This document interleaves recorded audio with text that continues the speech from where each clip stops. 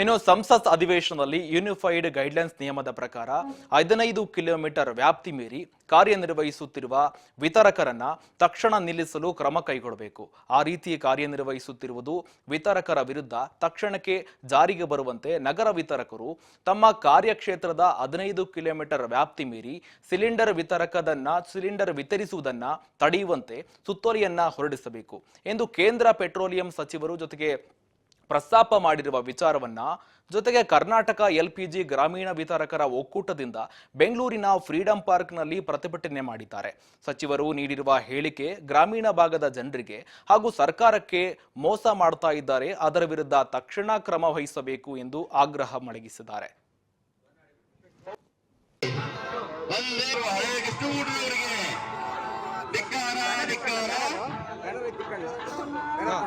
ಗ್ರಾಮೀಣ ವಿತರಕರ ಒಕ್ಕೂಟಕ್ಕೆ ಜಯವಾಗಲಿ. ಗ್ರಾಮೀಣ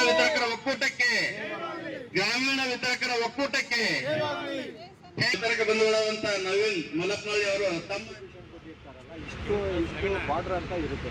ಆ ಕಂಪ್ನಿಯವರು ಏನು ಉತ್ತರ ಕೊಡ್ತಾರೆ ಸರ್? ಅವ್ರ ಕಂಪ್ನಿ ಅವರು ಇದನ್ನ ಮೊದಲನೇ ಮನವಿಯಲ್ಲೇ ಕೊಟ್ಟಿದ್ವಿ ಪೆಟ್ರೋಲಿಯಂ ಸಚಿವರಿಗೆ, ಪ್ರೈಮ್ ಮಿನಿಸ್ಟರ್ ಆಫೀಸಿಗೆ, ಮತ್ತೆ ಡೆಲ್ಲಿನಲ್ಲಿ ಈ ಪೆಟ್ರೋಲಿಯಂ ಸಚಿವಾಲಯದ ಅಧಿಕಾರಿಗಳಿಗೂ ಕೊಟ್ಟಿದ್ವಿ. ಅವರು ಒಂದು ಇದು ಆ ನಿಯಮ ಏನಿದೆ 15 ಕಿಲೋಮೀಟರ್ ವ್ಯಾಪ್ತಿ ಅದಕ್ಕೆ ಬಿಟ್ಟು ಉಳಿದಕ್ಕೆ ಉತ್ತರ ಕೊಡ್ತಾರೆ.